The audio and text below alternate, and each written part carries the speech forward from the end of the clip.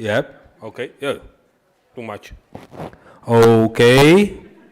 Uh, so I can wait like half a minute and start talking like now or something. Okay. So welcome to this talk. This talk has a theme about me, my career and my games, which is a bit weird theme to me because usually the talks are like a role of something in something or how something is done and so on. So and I usually say a few words about myself and then continue with the topic. And here I have to talk about myself all the time. I'm not really used to that. But I believe I will concentrate more about on the last part on the games, but I will talk about them like from a mind point of view, how they were created, and basically what series of events led to the fact that I am now here talking about games instead of just sitting somewhere and playing games, which was my original intention always. uh, so yeah. So as for me, as a man, I am like doing games for almost 50 years because that's how long I'm on the on the world and on the earth, and that's yeah. I always liked games in all their forms. I liked. The games as such. Board game is just one shape or one form of games.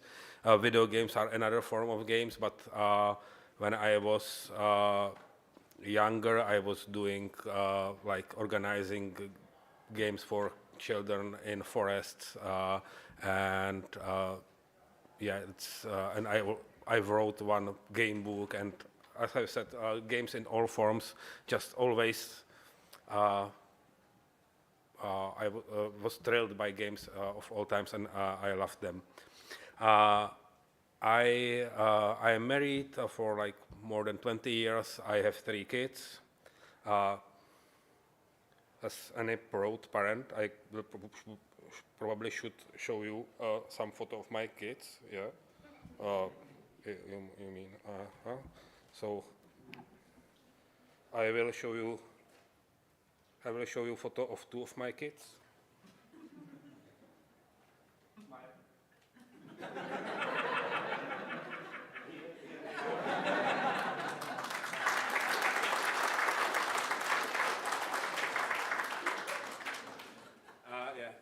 And we are together here in Helsinki because it's and their first time in Finland, and so far we are really enjoying it. It's I believe we fell in love with this country very easily.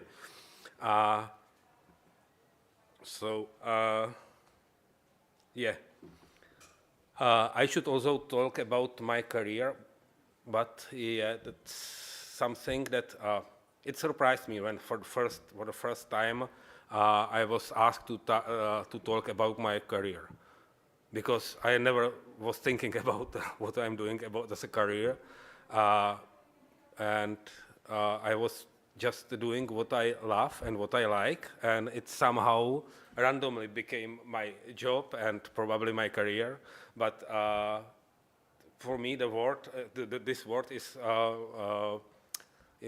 tied with some organized, self-organized approach to something. I am building my career, not just I'm doing games, and it became somehow my career. Yeah. So and when I was asked how to build a successful game designer career, what I can tell to aspiring game designers, I realized, okay, I went from some wrong direction, because I I was never even aspiring board game designer. I was doing games, and when I started, when I was creating my first games, I didn't even think that they can be published. I really did it for my friends and for myself to have fun, and I was kind of surprised when someone came and said, "Hey, let's try to publish this." Yeah, and so and it was like this all the time. Yeah, then okay, then let's publish it. Okay, and then another game, and let's create a board game company, and so on. And yeah, and now I am probably like a board game designer,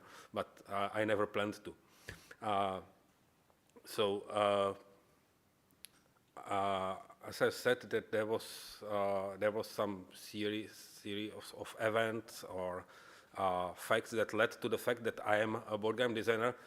I actually think that if there will be, it could be also different series of events. Probably any series of events would lead to this point, but I will talk about what really happened.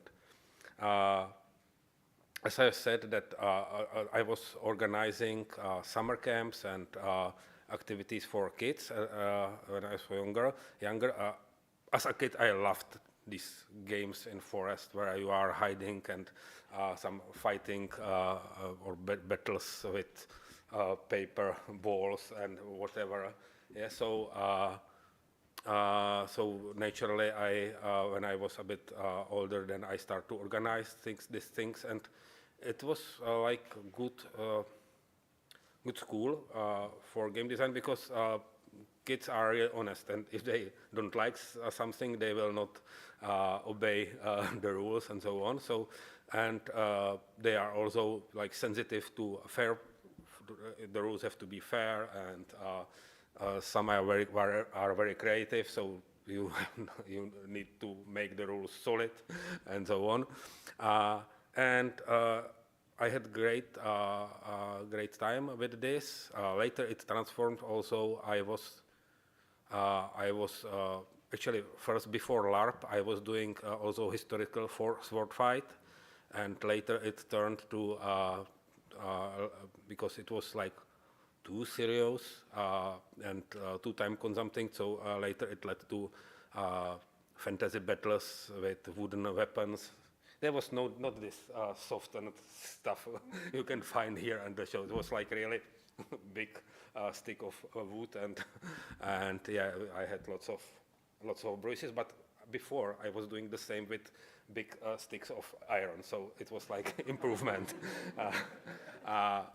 So that was, and we were also organizing these big battles.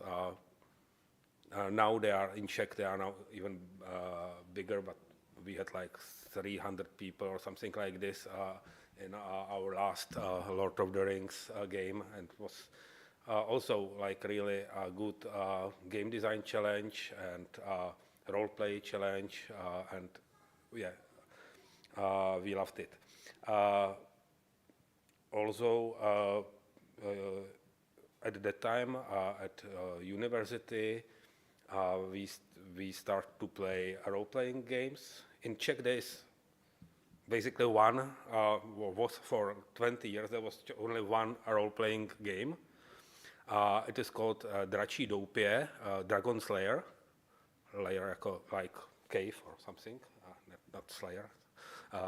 And the history of this game is that there was a couple of people that were aware of D&D, and they tried to get rights to translate D&D to Czech, but TSR at that moment was no, they didn't even answer them. So they created their own, and they made so great job. They did so great job that there was no need to translate D&D for the next lots of, like several dozens of years. So and we got to, it was when I was growing up, there was like we call it totality, so not that wrong as sometimes totality is, but not definitely not freedom in our country. So there was the get Western things was really very difficult. So when after the revolution, when we opened to the world, and these things start to flow our way, we were like really amazed. And we start to play this Dracidopie, this RPG, and it was so great. I don't need to tell you how great it is.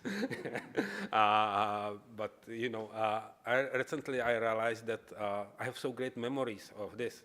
I remember exact situations and what some characters said and what the NPC were doing. It is 30 years, and I remember it better than last Star Wars movie or something like yeah, all these little details, because we were living the story. And so this, and for me, this was very important because of this game. I, I, uh, I became friend with its author, and later this was the guy that first told me, hey, these games of yours can be published, and it was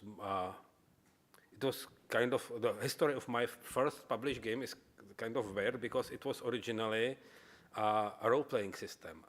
I was creating my own role-playing system because whenever I saw games, the first thing I wanted to do was to play it, and the second was to create something in this category. So I was creating my own RPG system, and part of this was like advanced combat system because, you know, as I've told you, I was doing historical sword fight and I was playing this battles and so on. So I started to, I did a relatively complex combat system for this game. Now I know it's not by far the most important thing, but I realized that when I was developing it, it's a game itself. So I published my first game called Arena Moriturite Salutant. So those that go to that salute you. And it was purely a combat game where each player had a character, and it always my games always reflected what I am missing or what I don't like at at some games, or because at that time board games felt like too random to me. So I created a game where it's like 100 cards, but you never draw them randomly. You have at your disposal cards you can use, and there are dice, and you never roll them. Yeah, you always set the result you want. But it was very original, and there was many players in Czech that really liked this because of how new it was. And I'm still meeting people that say, "Hey, I was growing on your game," and so on. But I remember when the publisher of Dracidopie tried to find some abroad partner. People were a bit confused, like, okay, so why there is a dice and you don't roll it? Yeah? No, this was the main principle of the game, yeah, because there was some cards with some stances. You are guarding like this, whatever. Then you are attacking. When you attacking, you are open here and so on. It was relatively. It was very rich, but the system was relatively simple, yeah. And the point was that when you attacked, you had some range of possible values to hit, and you set the number, yeah. Okay, so I am attacking 1, 2, 5. Okay, so I set some number. The higher number I set, the stronger attack I am doing. But based on the defense stance, there was also a number of guesses the opponent has. So let's say he has 2 guesses. I'm setting number 1 to 5. if I said 5, he will probably guess it. He can say, I'm guessing 4 and 5. But he knows. That means I should set 3, yeah? But he knows that. So he maybe, he can say, okay, let's guess 5, just to be sure, and 3. But I know it, I can set 4, and so on, yeah? And there was some special cards that limit the guesses or repeat, and so it was a relatively interesting system with absolutely no randomness, except what the minds of 2 players are doing. So this was my first published game, and at this moment I knew that it can happen that my game is published. Before, I had some very complex games for my friends. We were playing them on gaming events, like all night or 2 days or something like this. But now I had a game that was really, and it was for me like new thing that people I don't know personally play my game, and later I created another game that's called Prophecy, and it was my first game that I created on demand, because this publishing house came to me and said, hey, we have this game, Talisman, and they are not prolonging license. We need something for the same people. So I created my first game on demand, and it was also great fun. And for me, it was also one milestone. It was first game that I play tested on computer myself, just to have, because when created games, I very quickly came to decision that I hate like cutting cards with scissors. I did I cut lots of cards. I never had this like cutting machine I was doing, but it is good because usually I am so late on the gaming events, so I'm sitting in train and doing this. I cannot do this on train, yeah.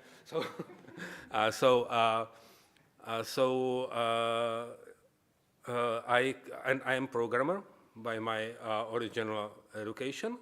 So I decided that it is better to program things. So I am then drawing cards, drag and dropping them on screen, and there's one great feature of this is that when I want to change something, I just change some source file or some Excel file or something, and then I hit export button, and next time I play the game, it's different without not even printing or this, you know. So that also defined my for the ways, because I would never create such complex games without, if needed, to cut everything. They require a lot of iterations, yeah. So and you know, all this I was doing as my hobby, yeah, because I suppose somehow that when I'm studying computers will be my hobby, my job, yeah. So when I finish, but while I was studying, I was, most of my time was creating games on computer. I had no, when I was, I see lots of are young, and you can't probably imagine a world where you never seen a computer. Like when I was growing, I've never seen a computer. My first computer game was, there was some magazine for basically families, but basically women, that was about knitting and about gardening and so on. And for some reason, there was series of articles about programming in a basic language. In this, and I found it and learned how to program in BASIC as a kid. And then my first video game was written in like big notepad, and it had like 20 pages of program that was never written to any computer, but I enjoyed it because it looked to me that computers are a great platform for games. And I was really crazy back then. I remember it was some summer camp, like mathematical, physical, or something, I don't know. And there was a computer, and it had no recording device. So any program you wrote was destroyed when you turned it off. So at the morning, I sit down and wrote some game. Then other kids were playing it, and at the evening we just shut it down, and it was lost. But it was still fun, yeah. And so I was really, and then I had my own computer, Commodore 64, and yeah, that was another obsession for me. But at the same time, I had these activities with kids. At the same time, I was doing this fantasy battles and so on, and trying to make these board games. It just revolved all around games. So when I ended my university studies, I supposed, okay, I will be probably programmer because I was studying it. So I started to work in some real company. I just answered the first option, and I kind of liked it. So I was starting as we are doing hospital information system. It was in, I don't know, it's 30, more than 30 years ago. No, I don't know exactly, almost 30. And yeah, but at the same time, I was doing my final thesis at university, and it was about games. So yeah, it was, I had this comparison, yeah, I can do this or I can do this. And also, the truth is that the most remarkable result of my work is that there is now one game in this hospital system for the nurses and doctors to play when they have free time. It was, yeah, it was. I was not a good worker, you know. First, because when I started this work, my boss went to holidays, to vacation. So we just met briefly, and he said, "Okay, next week I'm not here. Your goal is to explore our system and then do this and this." Yeah, and yeah, okay. So Monday before noon, I explored the system. In the afternoon, I did this and this, and I had like 4 days left. So I was exploring more, and I found like menu relaxation and at this game too.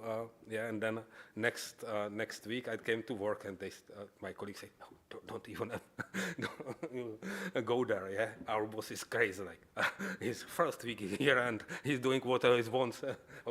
Yeah, it's so I just." Go to my place silently, and around the noon I asked, "Hey, he is still mad?" And they said, "No. And now he said, 'Hey, how the hell Peter could play 500 points in this game?'" So yeah, he forgave me, and the game was included. But I was told that now I should really do some hospital stuff.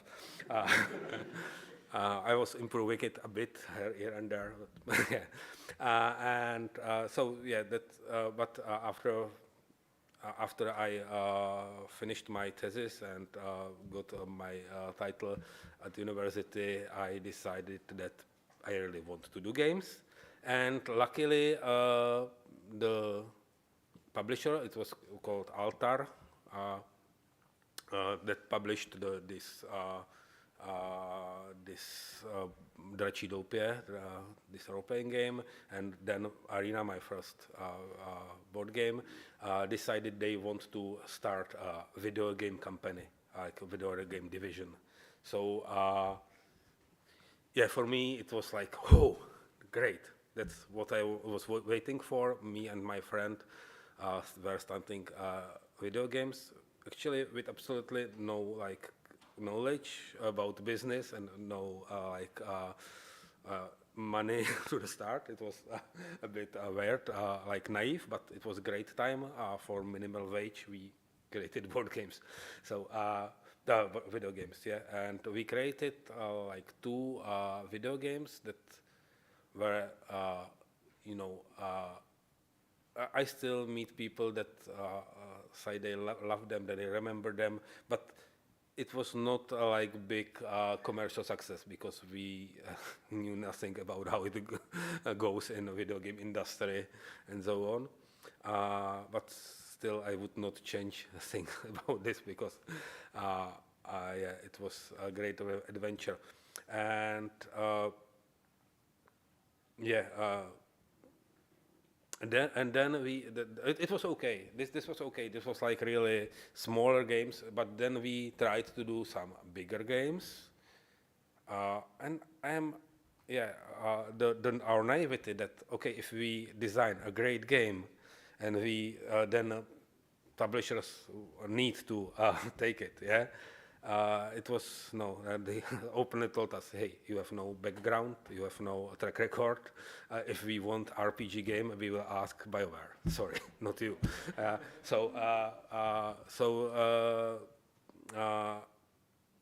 Some part of the company then turned to more reliable games, but some realistic war games, like military games.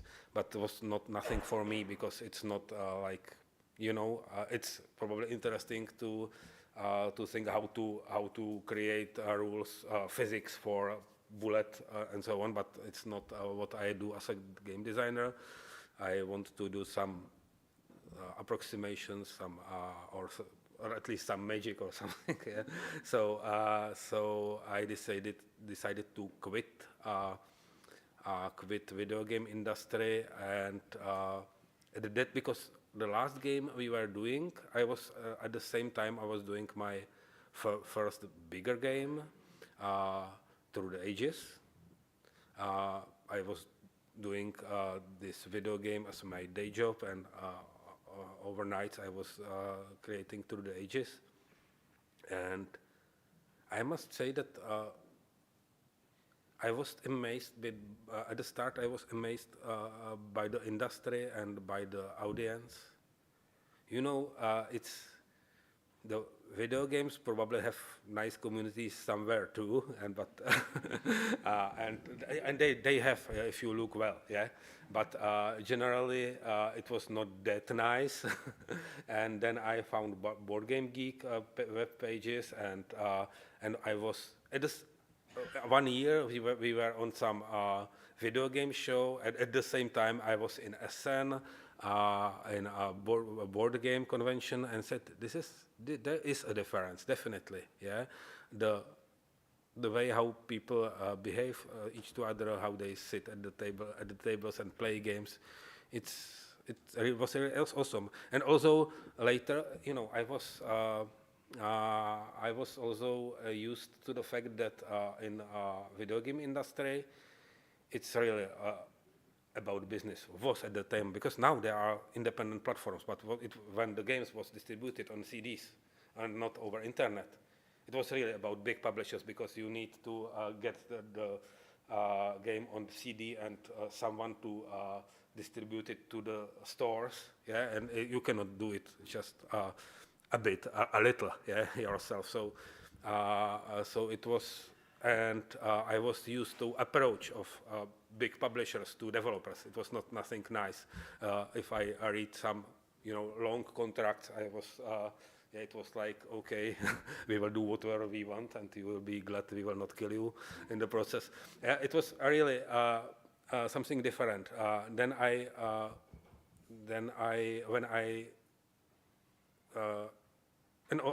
another thing was that it was really for businessmen, like suites and so on.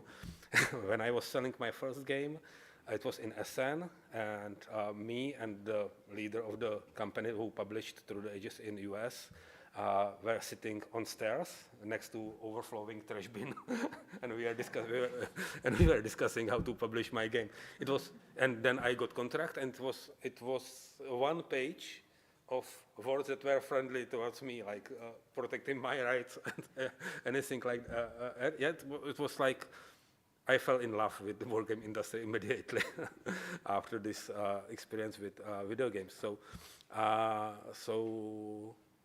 And yeah, through the ages, I created it. I was creating some board games at that moment, and I already knew that they can be published. So I was trying to find ways how to publish them. I created Through the Ages with fully working online game, online playtesting environment, and wanted to offer it to some publishers. But at the same time, a group of people I knew well because we were attending the same board game events. Because in Czech there was the board game community was starting, and there was few events around the Czech Republic, and but on each event there was the same people. There's event there, we go there. So some of these people decided that Czech designers deserve a chance to get their games published, so created some organization called Czech Board Games, and goal of this organization was to promote Czech games made by Czech designers. And I said, okay, so they asked me if they can, because they liked Through the Ages, if this can be the first game. So I changed my plans. I said, okay, let's do this. And we did this game together with several people. We play-tested it a lot using the online system and on the table. We created some art and wrote the rules and managed to get some components and everything. And later that year, we were in Essen with this game and another two small games. And yeah, it was success. But during this, we realized that this is really work we love. Yeah, this can be really done, not just a hobby. It can be done as a job, and it actually should be done as a job, because when you do this just a little, yeah, then you can't give like proper treatment to the game. So me and three more colleagues started our own publishing, and we quit our day jobs and started to do this full time. And this was how CGE, Czech Games Edition, was started. Yeah, we have no idea where it leads, where it will lead. We are now a big company, but there was moments where we were like fighting to stay in business. I actually missed those times because it was a big adventure. Yeah, and it was, but we started to publish games every year, going to Essen. And yeah, and it led to where we are here.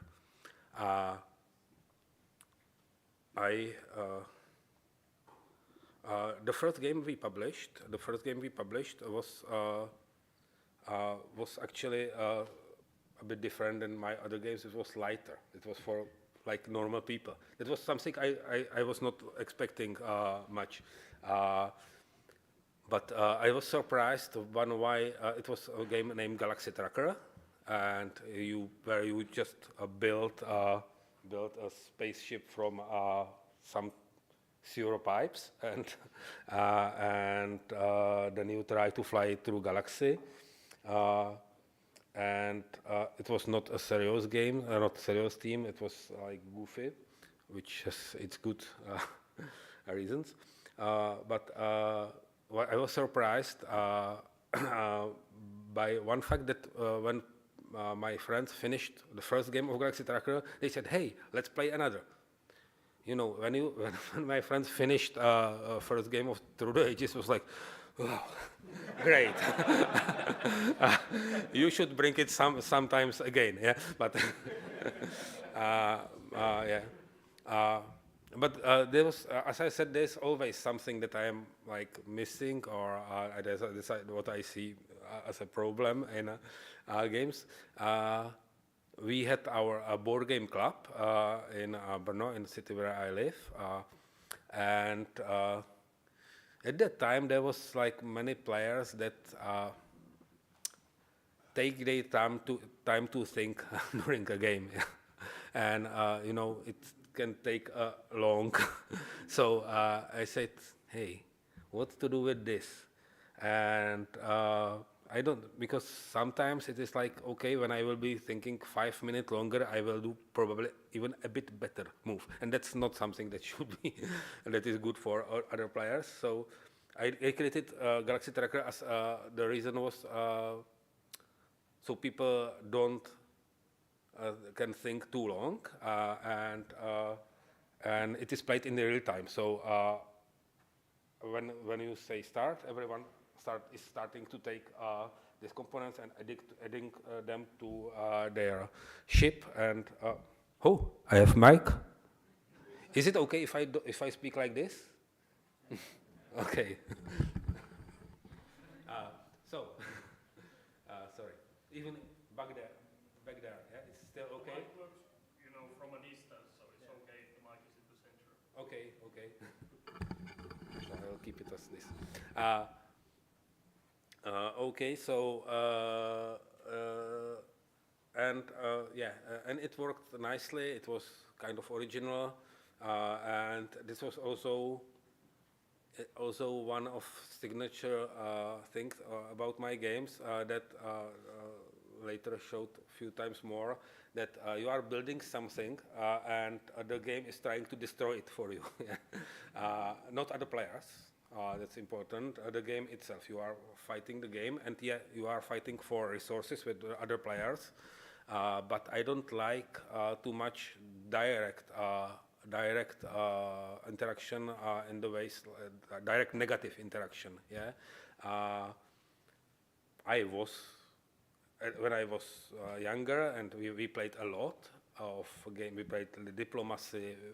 One of my games was about like more dimensional diplomacy. It was a game for up to 11 people, and there was like gods that were trying to fight over fate of people. And there was kings that were fighting over territories, and these two games affected each other. And it was lots of diplomacy, and we played old Avalon Hills games and lots of such games, but at certain moments it became a bit same to me. Yeah, because it is there are different mechanics, but the meta game is always the same. Yeah, okay, so he's winning. We should stop him. Who will do it? Who will sacrifice his own success to do it? And yeah, you can't. If there is direct interaction, you can't really prevent this to happen. As a leader, you need just to try to act as you are not a leader. But it works only if the other players don't understand the game. When they understand the game, it is winning like, okay, why me? Look, I have nothing. And it is always the same. So after several years of playing these games, I decided this is not my cup of tea. It's a shame because I have few ideas that would be perfect for this type of games, but that's another thing that defines my games. I do only games that I personally like.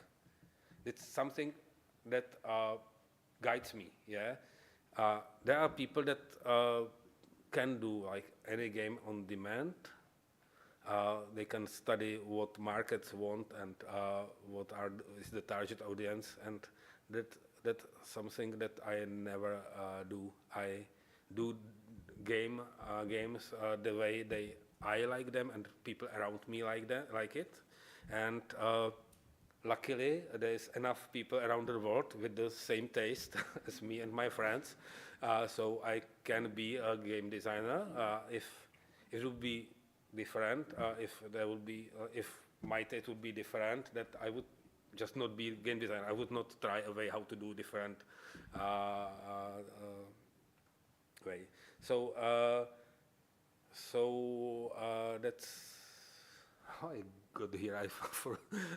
I got in my mind to this topic. Never mind.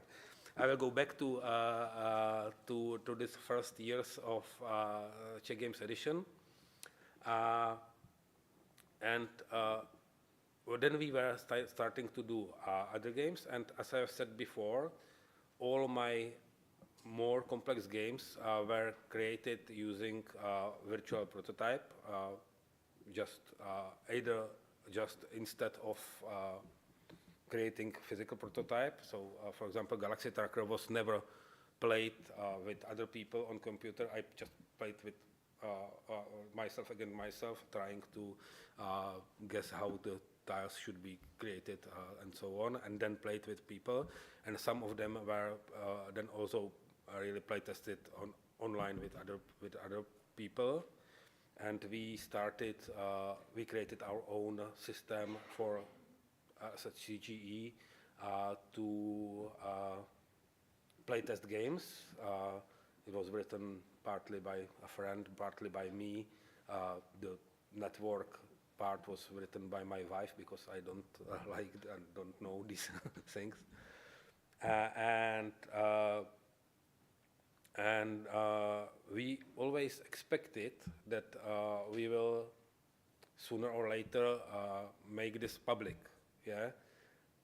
But meanwhile, there were some big sites, Board Game Arena and others that allow this. So in the end, we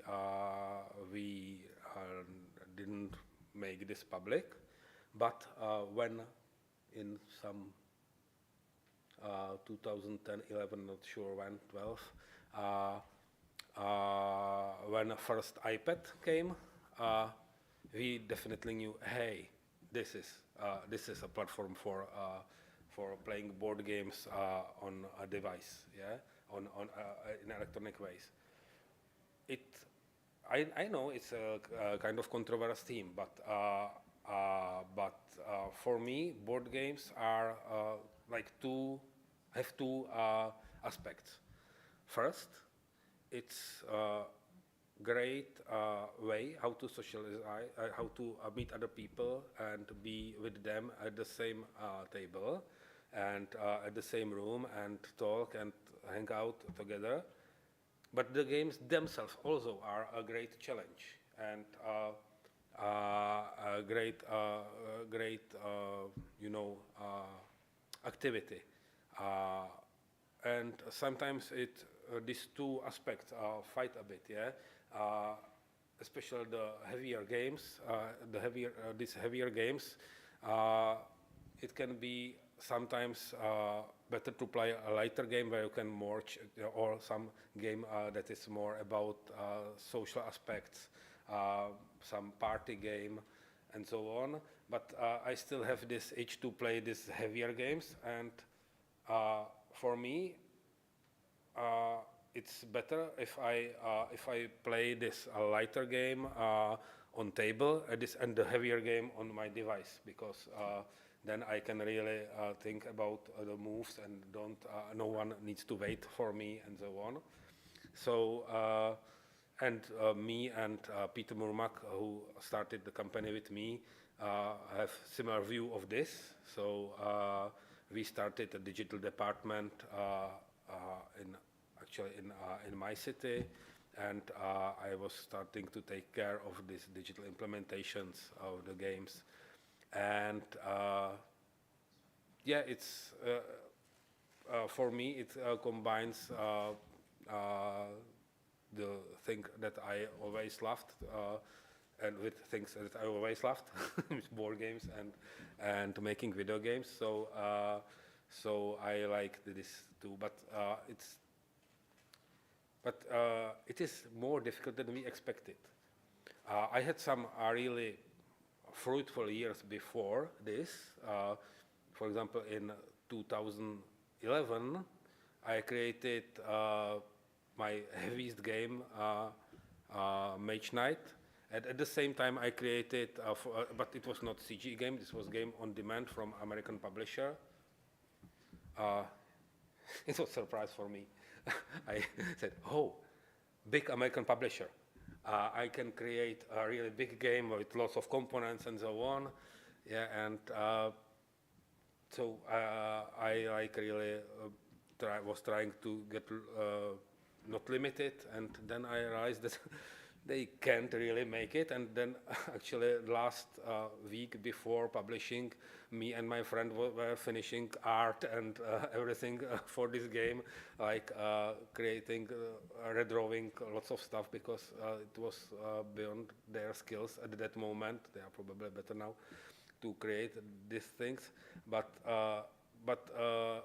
if you know, if not, if if I would knew this is this will be problem, I will probably not created that big game. So I'm glad I didn't know, and it was interesting experience.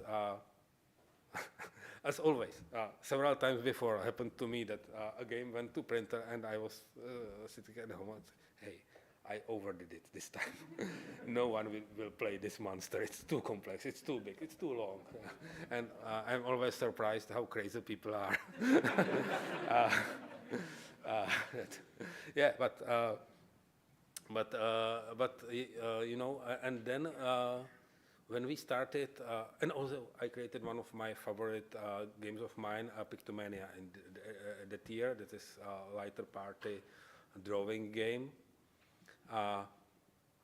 But when we started this video game branch, it showed that it is, you know, it can take any amount of time to work on a video game. Yeah, it's really, and I was doing then less board games, and it culminated in 2014 when we published our first video game implementation of a board game, Galaxy Tracker. And that year I had no new board game, no really new board game in SN. And I felt a bit sad about this. And probably because of this, there's one gaming event in Czech Republic where I never work. It is right after SN. We publish something, one game, two games for SN. That's okay. Now I want to take a look what other people are creating as a game. So on this gaming event, I only play. I don't bring my computer with me, not my prototypes or something like this. And in this 2014, I had like, I have not created a game this year. And there was a great atmosphere. It always inspired me on the gaming events when there are people and they are playing. I don't need to even play myself. I just see how the people have great fun with games and so on. But and I play, of course, also well. But this always fills me with energy and tells me that this work makes sense. And we were playing lots of games, also lighter party games.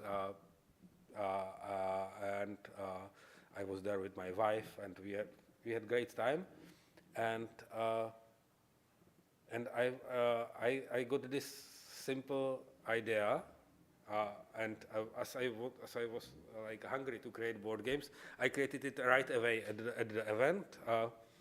I found some paper because I didn't have scissors, so I teared it up to few and write some words on it, and I borrowed components from another game, and first game of Codenames was played on the same day, the same evening, because I really wanted to create something, and I had this idea that could work. At this moment, it worked. At that moment, I thought that just works as usually my ideas work, because I created for the people on the event and for me. I had no idea that will appeal to much more people because this is really a game that probably one of few of my games that work for non-gamers. And so, like 9 months later, the game was published and it was a great success. I had never like I was not expecting it. I was not like trying to find a game that works for for a broad audience. But hey, when it works, so why not to use it this way? And now I'm really grateful because. For example, it's a game that my mother can play and likes. When I had like Mage Knight and Through the Ages, she had no idea what is my job. Yeah, but with this game, now she can see that it has some like meaning. uh, uh, I think that she is still thinking that I am mostly playing, not really working, but that's okay. But now she understands. And also, my kids liked these lighter games because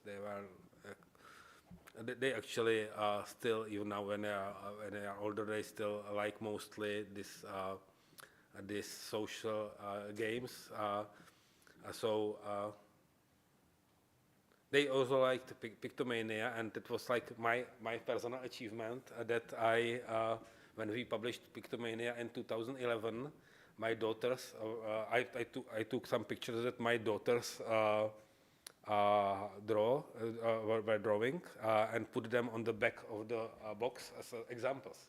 And that's for that reason, Pictomania is the only game where I was keeping all the copies like Korean and Japan and so on to show my kids, hey, this is Japan game. There are your pictures here.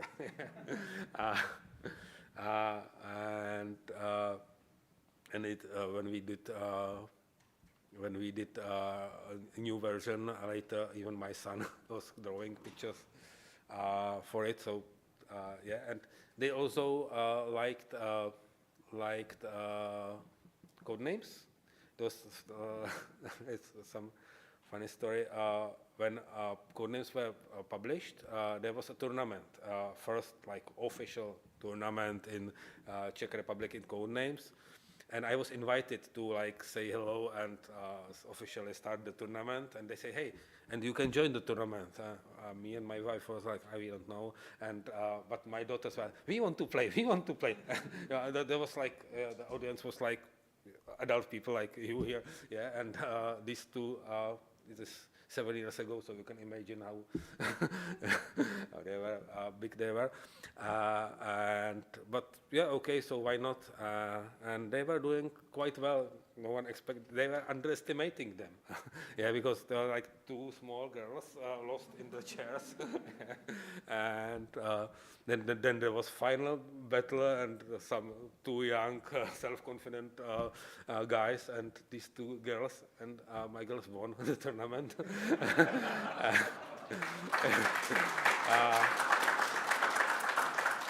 Because it's not just about knowledge, and code names. It's a lot about how you know your teammate. Yeah, it's when one of my girls said like good 3 or evil 3, then the the other knows what is more good and more evil from the words. So it was nice moment when they won a box of code names and they say, we have these, and give them to the second team. So yeah, so for me the economical aspect, because it's almost unfair, I spent less time with code names, with the basic creation of code names than in my games. There are cards that one single card that I spent more time like tweaking it, inventing code names, and economically it's a completely different story. Yeah. So, but yeah, I take it as because the idea of code names is so simple. I have not invented it. It's with other games I like putting things together. Now here I just picked the idea that was there and no one found it yet. Yeah, so yeah, but why not? It allows us to continue our job on a higher level, and now lots of other designers are publishing game at Czech Games Edition, and we have now power to really make them perfect in on graphical aspects and playtest a lot, and so I am glad that it happened. Now we are also trying, and you know, as when I was talking about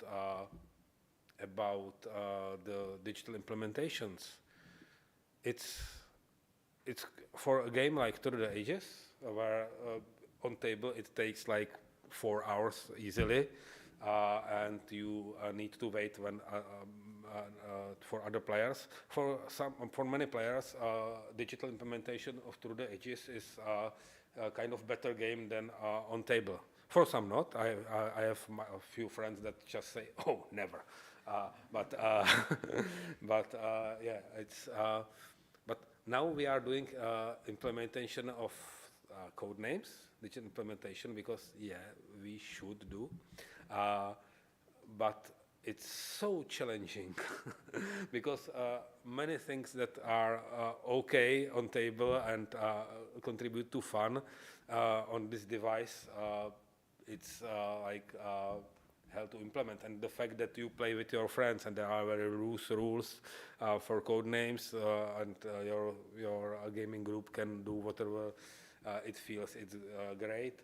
And now you have also create a way how to play against complete strangers, and they should not cheat, and many other things. So I'm now probably facing the most challenging task of my professional life, to how to transfer this to an app, because it should be not just a way how to. We offered a way how to play code names through internet during COVID era. We created digital implementation for free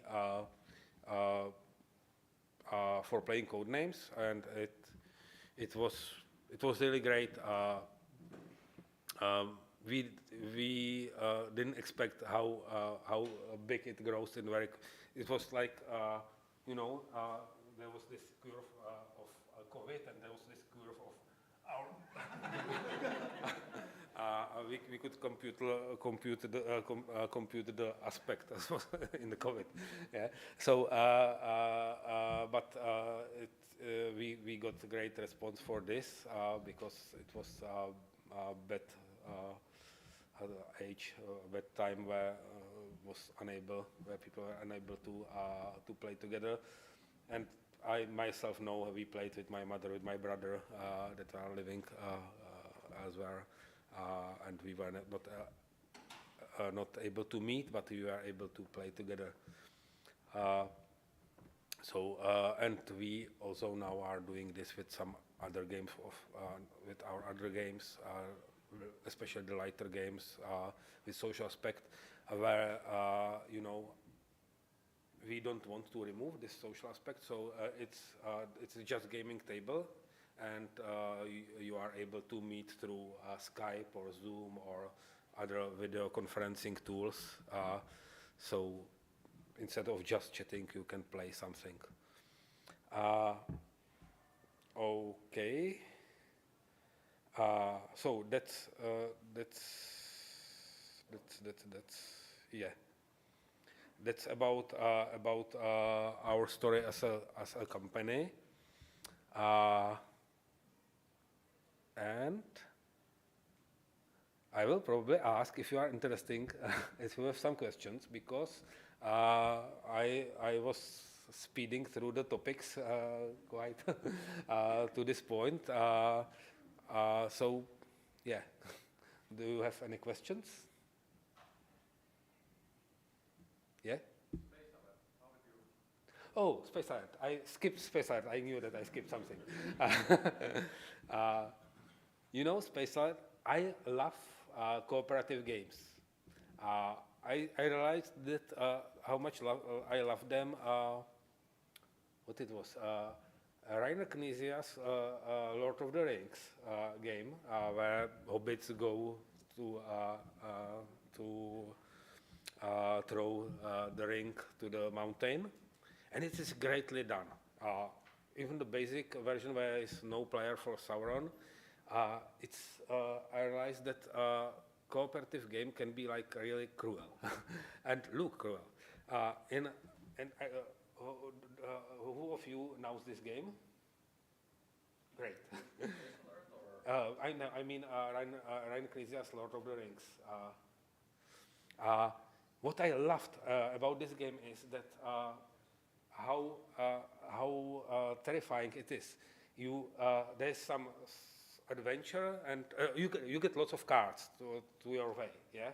And there is some adventure, and you spend most of them and feel, oh, we almost lost.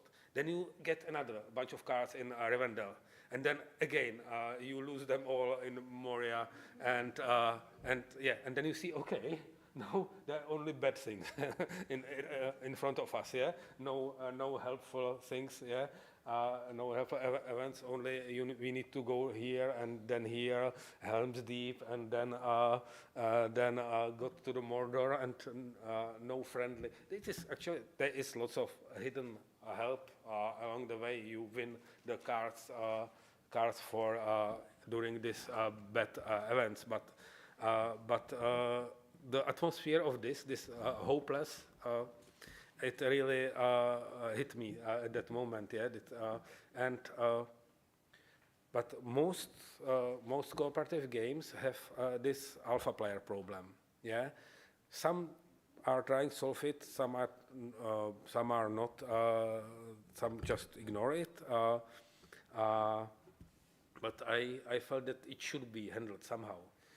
First, I was creating a game with a traitor. This is some way how to prevent alpha player problem, because you don't know whom to trust and so on. And it was also great fun to create this game. I themed it. There was a TV show named Lost at that time, and it was like a good setting, yeah, because there was these people lost on island. And some of them were not from their plane. There was some strangers amongst them. So and they were trying to survive, and someone was trying to sabotage this. And yeah, it was. And I had great mechanics for this.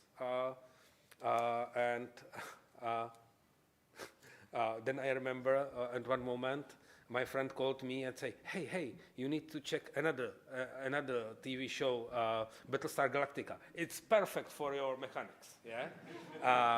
Yeah, because there was people playing cards secretly, and some were helping, some not. And I was watching it, yeah, this is really great, this silence hidden amongst the... This is the same, but better. And a few months after this, was announced the Fantasy Flight game, Battlestar Galactica, with almost the same mechanics. Because it is, as I said, it's perfect mechanics for this. But I am not like, when this happens, for me, it's like, okay, it is done. I don't need to do it, yeah? Not that I am... Sometimes I'm a bit sad, because I think that some aspects was a bit better handled, but I would not have these plastic miniatures and so on. So I am glad, and we had great time with Battlestar Galactica, played many times, and have great memories. So this was okay.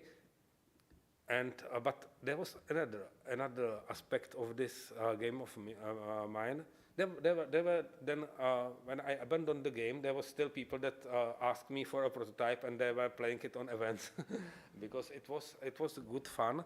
But for me, I've seen one sad aspect.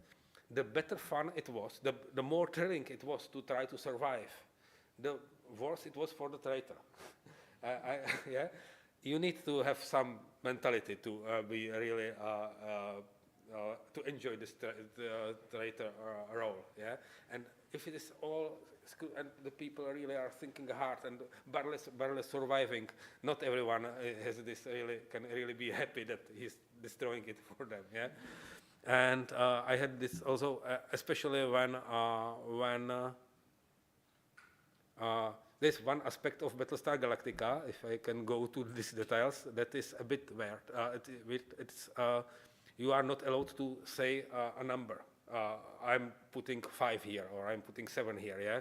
So, yeah, I've seen people. I'm helping just a very little, or medium, or very big, yeah, and so on. So, yeah, you can guess what number it is actually. So, and in my game, I was solving before Battlestar Galactica a similar problem, but I solved it by a way that that the traitor, when he revealed himself, and also later, was listening to conversation, and before revealing the test, he said, "Okay, no,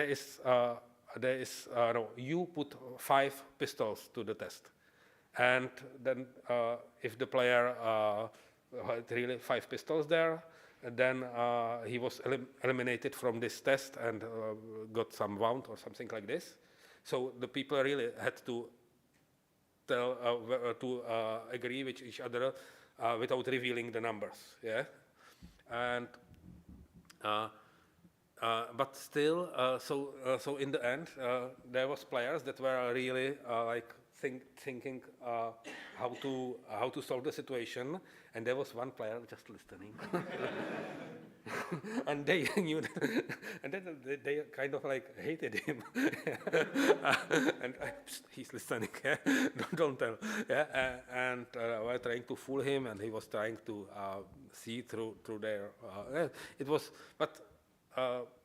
As I said, the better the game was, the more set was the role of the, and together with this mechanics not being original anymore, I decided that I will create something different, and then I went with Space Alert that handles the alpha player problem by simple premise that the alpha player is not able to in the time press, he's not able to think about everything. Yeah, actually, there is good.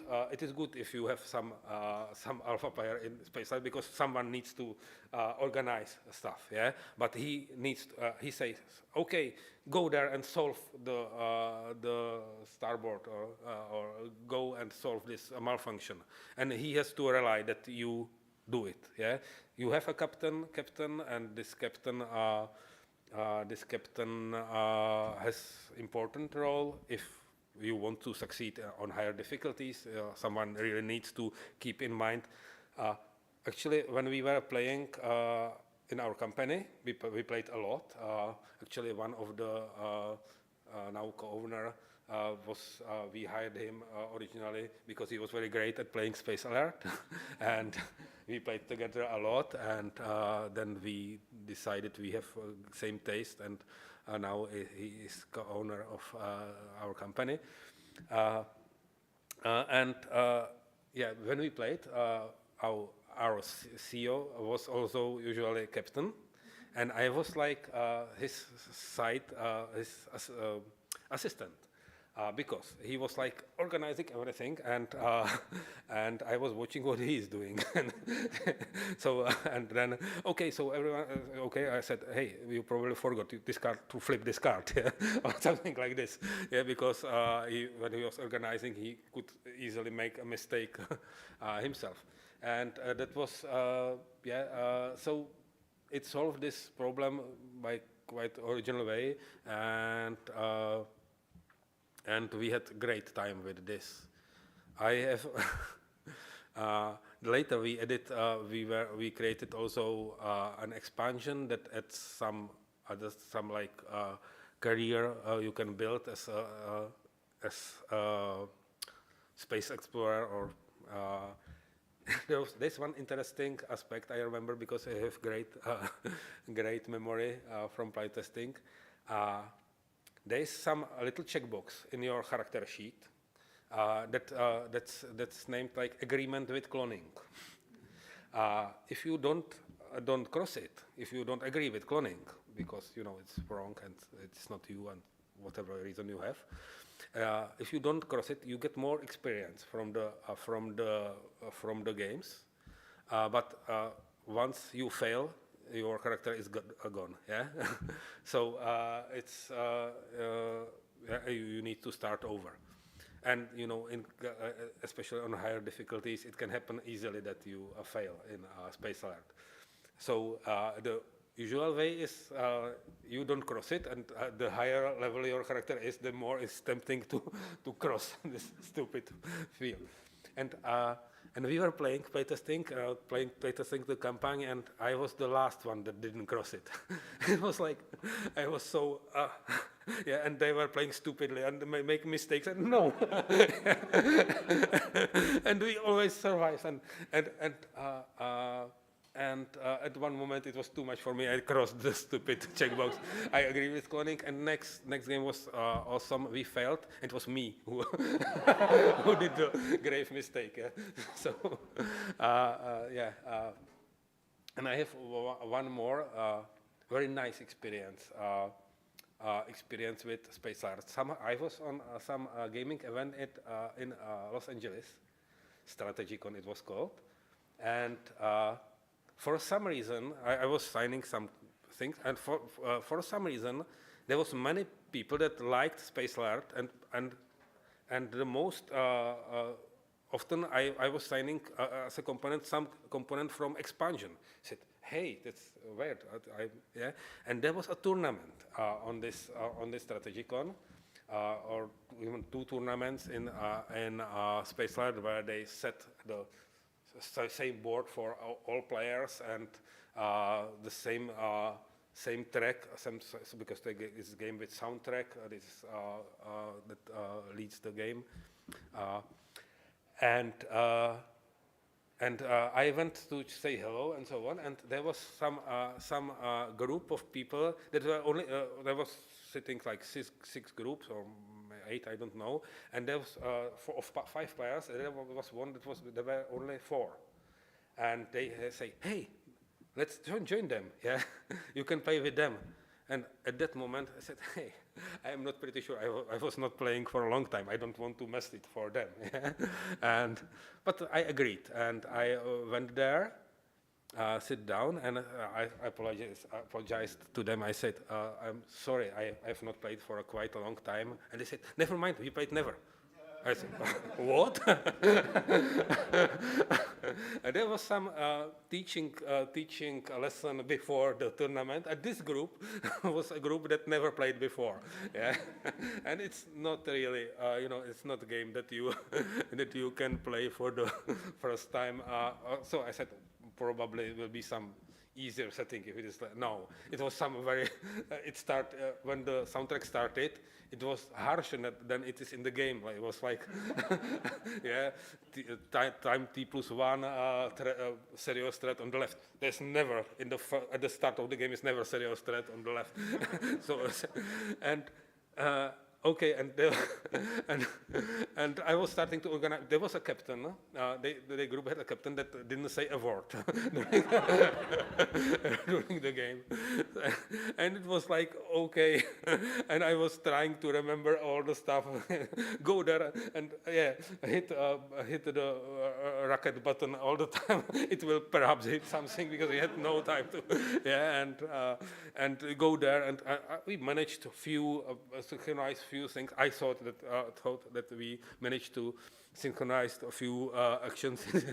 Didn't happen in the end because the captain was sitting still, but he was doing something all the time, and he was at the start he put all energy to shield, so we had nothing to shoot with, and it was, and then in Space Alert you play in this real time like 10 minutes of this wild action, and then because I don't, if I add time press, I don't want any rules evaluation, rules discussions. So you just plan everything, and then you see a video of your actions. That means you replay it action by action. And when we are replaying, it was like okay, so lots of surprises. And but in the end, we survived. We survived by 1 hit point because of this replenishing of shields the captain did at the start, and no one was expecting. It showed that it saved our lives, and it was like I have never seen so great high five at the start, at the end of the game, because half of the teams didn't finish, but our team of random, yeah, it was great. I had great time at that event. Yeah. Why isn't there a online version of it or a Galaxy Tracker-like game of Sorry. Why is there no application or computer game of Space Alert? Yeah, that's a good question. I have no idea. We were thinking about it for a long time because it can be done but and we are actually thinking about like redoing, because when we started our company, we did some games that are still being played and people are still buying them, but now we can do the games better than we did what we can at that moment. So for example, Galaxy Tracker, we like last year or year before, 2 years ago, we created a new version of Galaxy Tracker that is nicer, better from gameplay point of view, and significantly cheaper. Yeah, so because people are keeping to buy our our box that is not optimized, and now we can do it better. And I believe one of the games we really seriously consider to return to is Space Alert. Yeah, because we believe that the time proved that the game deserves it. Yeah, this game has, the original game has a CD with sound. You probably don't have anything you could put it to these days and so on. So that it could be easily done by app to have variety tracks. Some people don't like apps in games still. But we are trying to use them mostly the way that really makes sense. For example, CGE game Alchemists. Do you know CGE game Alchemists? From my friend, it has an app, and it has also a way how to play without app. But as long as we know, no one uses the way how to play without it, because it is so easy and so natural to use the app during the game there are some ingredients you are mixing as an alchemist, and you never know what happens if you mix frog and some root, and you just scan, you just point your phone on it, and it tells you you got a poison or a healing potion or something, or just water. We edit this way how to play without it, so people that say, hey, we don't want to use app when playing board games can't complain. They have a way how to play it with Game Master or something, but no one is doing it because it's not so bad. But we covered it, so they are happy. Now we are publishing another game from the same designer. He was trying for 7 years. For 6 years, he was trying to do it without app. The last year, he decided, okay, let's do it. And there's this called a deal with the devil. A deal with the devil and there's secret trade where you trade with other. You are playing some noble building his medieval kingdom or something, and one of the players is actually a devil, and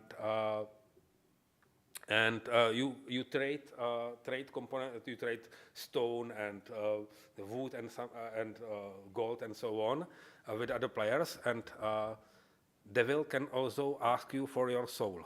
uh, so he offers you lots of marble or something, or some good and you for part of your soul. So then you open the envelope with the offer and you see, okay, so many great things. I could build this building and this building if I sell part of my soul.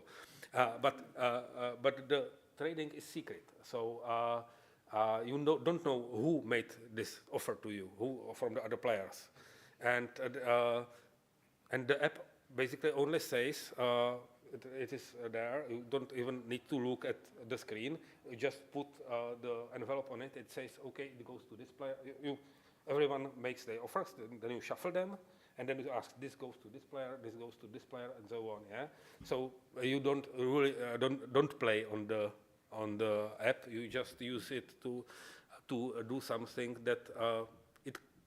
There was many ways how to do this, but it was never so good for the game as when using the app. Yeah. So how I get to from your question, I get something somewhere else. But when we were creating Space Art, we never got to it. But we created the cards the way that can be read by the app. So some clever symbols, clear symbols, easy to recognize. Even the boards have some very strong color. And because we suppose we will sooner or later do an app that when you finish this planning part, you just scan all the player boards and then you see what really happened. What really happened in so the video watching will be really video watching. You will play without the app. You will finish all this, all the stuff you do as a game, and this evaluation part will be done as a video. We never got to this, but I believe with the new version, if we get to this, we will definitely do something like this, and we will prepare the game better for this, because we have a bigger power now as a company. Okay, so I think it was first hand. Yeah, so I personally like both video games and board games, but in board games, the physicality is kind of important to me. This is not a comment on the app aspect of it at all, but I was just wondering, what do you think about the physicality, like having the game rules like physically present with you and the other players? Yeah, it starts with the smell of freshly opened board game. I'm sorry. Yeah, it's great, but it's not.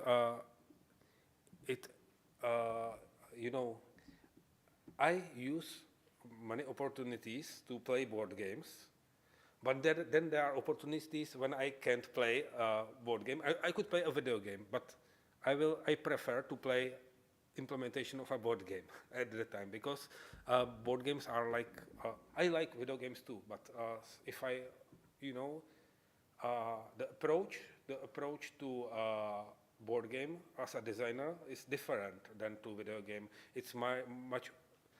In video game, you don't need to see behind what's happening with the game. You don't know exact rules. Yeah, you don't know. You don't need to know how exactly is calculated damage against this protection and so on. In board game, this is much cleaner. It has to be,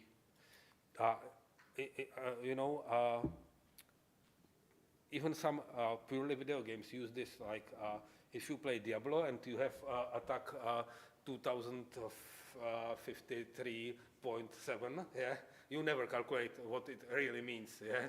But if you played Hearthstone, then all numbers are up to 10 basically, and you can really know effect of your action, and you are thinking like when playing board games, yeah, even if it's video game. So for me, as I said, I would probably not play some social game as a video as an implementation, unless it has something really interesting at it.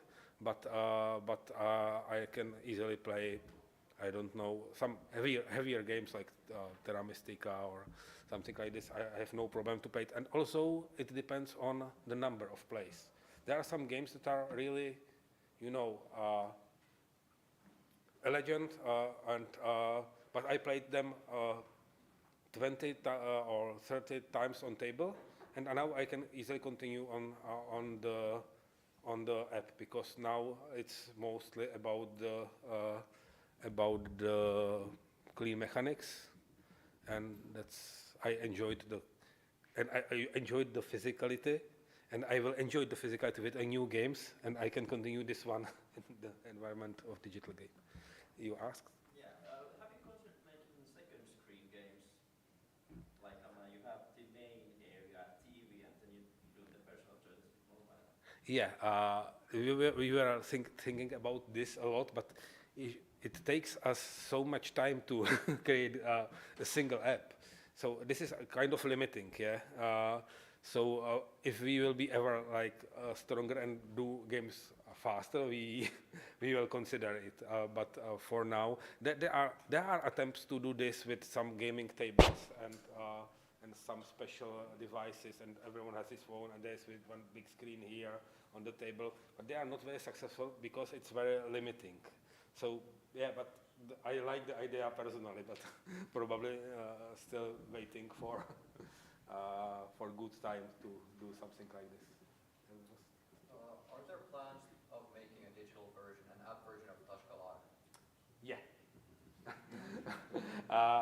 Actually, we already have some things. We started something, but now we are concentrating on this Codenames app, and when this is ready, Tashkalar is probably one of the.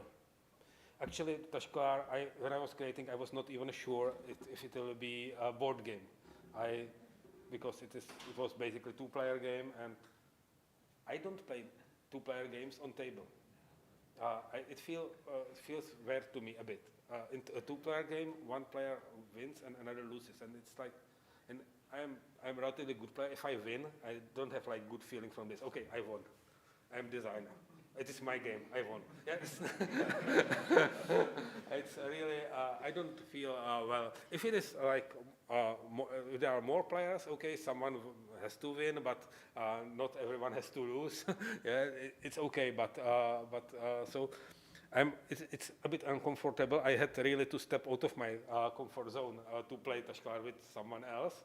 But yeah, and when I tried it, I didn't know if it really works, because, as I said, I am guided by my own feelings when playing game, and I had this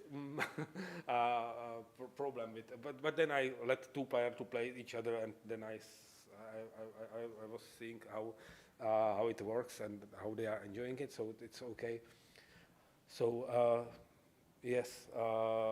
Tashkalar is a good candidate to be a digital game, because it's almost both digital game. Would you like to tell us something about Dungeon Lords and Dungeon Players? Yeah, I have this T-shirt and forgot to mention it. I skipped at some moment. I skipped very fast forward. Dungeon Lords. It's one of the games. I admit it was not started by from the mechanics, but from the team. I said, hey, why no one did this, the Dungeon Master,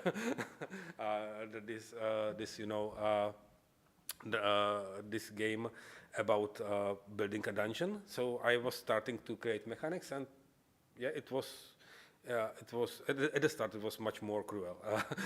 I remember the experiences of the first players that usually got their dungeon completely destroyed in the process. And then I was trying to find the right mechanics. Actually, during development, it was classic worker placement. I remember it was one very nice moment. Worker placement can drag. Yeah, a bit. Yeah, because you need to wait until other players do their move and then to put your figure and find the best option, and then someone takes your spot, and you need to think about different and so on. I had plus I had this some special characters. Your minions that you are putting had some special abilities to kick other players or to move or to go to occupied space and so it was some this type of game, and it seemed to me it is too long. So I tried to make mechanics where you play simultaneously. You send your minions and something will happen. Yeah. And you can really think about what will happen because you know what other players can do and what they probably want to do and so on. And then I played this with the same group of people I played before. And after the game, I asked them, so how do you like the new mechanics? They said, much better, much more interesting, much faster. I said, okay, so you played 10 minutes longer than last time. But I am glad it didn't feel so. So because, you know, as they were thinking all at the same time, they and were solving this. And then I was, I don't know if any other group in the world is doing this, but I had a very great group, and it was really about, it was almost cooperative, because when you are playing, if you want to play well, you really need to consider what other players will be doing. But they are also consider what you will be doing. And basically, it's about settling the situation or the moves the way that everyone is happy, yeah? Because if someone is not happy with how it happens, he'll probably try to do something different. So there are some several situations, several configurations that are good, and then it is about trying to get to the right configuration. And you know, I had a really great feeling from playing with these people, yeah? Because if it happened exactly the way how we all wanted, it was a great feeling. If you play with some random beginner, he will do something completely unexpected. It is fun too, but there is not this like connection between people. So this was Dungeon Lords, and yeah, it's one of the games. I was when we were publishing it, I said, okay, this is like thematic games. It will probably appeal more to Americans than to German when we publish in SN, yeah. But then I realized I'm wrong and it appealed much more to German than to Americans. Because it is an Euro game, and it is not true that Germans don't need a team in the game. They want it, but they prefer to have mechanics. But if they have both mechanics and team, that's best for them, yeah? While you know, Americans, maybe many of them expected, okay, now let's roll. Yeah, that was not there. So, yeah. But when we were publishing this game, we found a great artist. This picture is the first picture he sent us when we were considering him, and we said, okay, we need to hire this guy. because these imps like became face of the game, and also the next game, Dungeon Pets. And Dungeon Pets was the game where I really, when I was thinking about it, I knew who will be drawing it, yeah? Because even in Dungeon Lords, he added so many little creatures everywhere, and so I created a game about these creatures. I wanted to create a game that are some entities you don't control, yeah? The pets are kind of behaving on their own, and they never do what you really want, but you can try to prevent it. And that was also, I expected that my wife will like the game, and she did, and she helped me a lot, because I am not very practical. So when there was some system of rotating cardboard stuff that was adding, and she said, okay, give it to me, and took some hammer and joined the two components together, and it works much better. And yeah, it's so But there is one thing that when I played with my kids, Dungeon Pets, I played on. And it's advice for we were playing 3, but we played on the board for 4 players, because then everyone one gets a pet at the start in the first round. I made it maybe too much gamey, yeah, because it is not necessary to get a pet on the first round. It's not even possible for every player. A player who doesn't get pet but can prepare cages and everything for his pets can easily win the game. But yeah, it's a bit sad to not have pet when you are playing a game about pets from the first round. So yeah, and it's also one of the games that I think that I can return to it and do something more with it. Okay. Yeah, someone who played a lot of through the ages during the pandemic online and enjoyed it a lot. I found your mention surprising that you don't like this direct conflict between players. So I was wondering, like, because in our playing group, it's maybe one of the things that can be a little bit annoying if somebody wins with huge aggressive warfare. No. Yeah, yeah. So would you have some recommendations? Yeah, I know. Like that kind of civilization building, but don't like that, like the side. Yeah, because players are always more aggressive than I expect. Yeah. I recently found some audio recording of when I was planning how to do Through the Ages in 2000. I don't know what it was, 6 or. And I said, okay, I want Terry to be like a Cold War. Yeah, that players will because when I was doing the civilization game, I didn't want to completely ignore military, but I said, okay, it will be about strength. Everyone will need to. There will be some race of arms, but if no one, if everyone is trying to do this on the same level, then no war actually happens. Yeah. But you know, you can see it in the real world. It's people are thinking differently, and actually, people were very creative how to be much stronger. Through the Ages has 2 editions. Yeah, the original edition was even worse in this aspect, I believe, but still now even it's also about like skill. If you play with very skilled player and he decides he destroys you, he just does, yeah.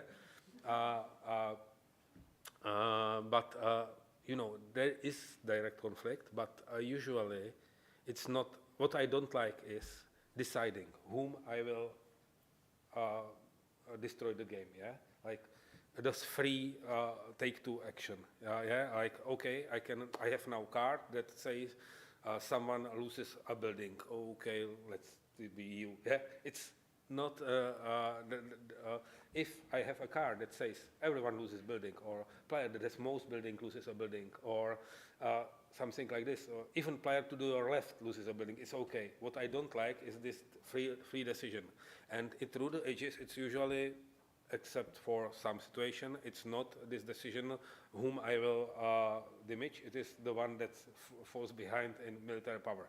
Yeah, so it's a bit different, but I still feel this. But you know, yeah, thanks.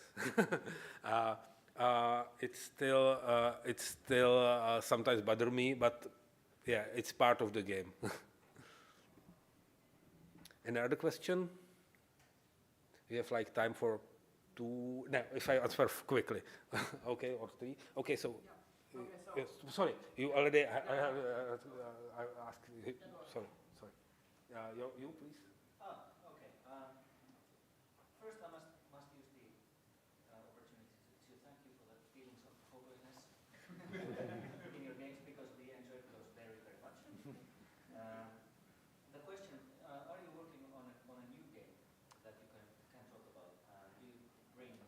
Well, I am working on several games, and I can split them to 2 categories. Games I'm not sure that will happen. Because they are not in the. At one moment, I know this is a game I want to follow and continue, and these games are not in this state. And there are games I'm doing on demand, and I am not allowed to talk about. I am doing one game according to a really big license, but I will not tell you. It's video game license, but the game is board game. Yeah. But you will probably recognize it when you will remember what I said now if the game is announced and published. And I'm doing also one to very local Czech brand, very famous, like 100 almost 100 years old, or not that much, but from the last century, some very famous Czech books. About group of boys that are living through very dangerous and interesting adventures. And the publisher decided that it will probably be published also abroad, even if because he likes the game how it is. Even so, and the owners of the rights will be probably glad if the knowledge about this brand gets abroad. So maybe. I will see. This one? Oh yeah. What are your thoughts on tabletop simulators or tabletop such platforms in general? In general, I think that it's really great for people that want to create prototype, especially in COVID era, but not for me because I have better options now. It's it's not like I click a button and I'm playing completely new prototype just after changing. It takes much more steps, and it's not. So we tried it as a company, and we decided to invest to and develop more our own system. But it is our system is for programmer.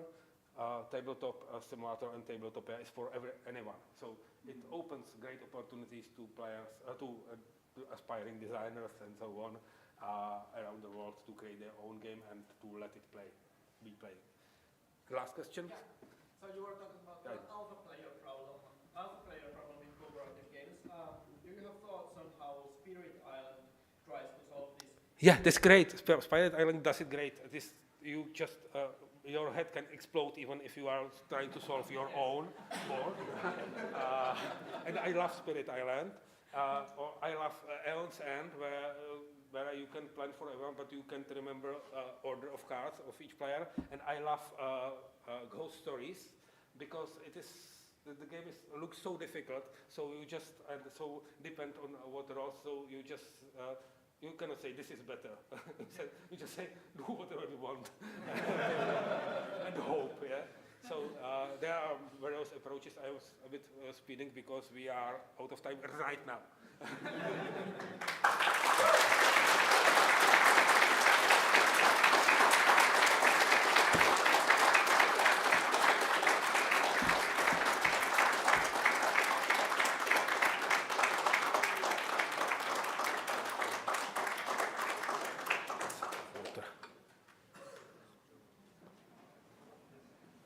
And you can meet me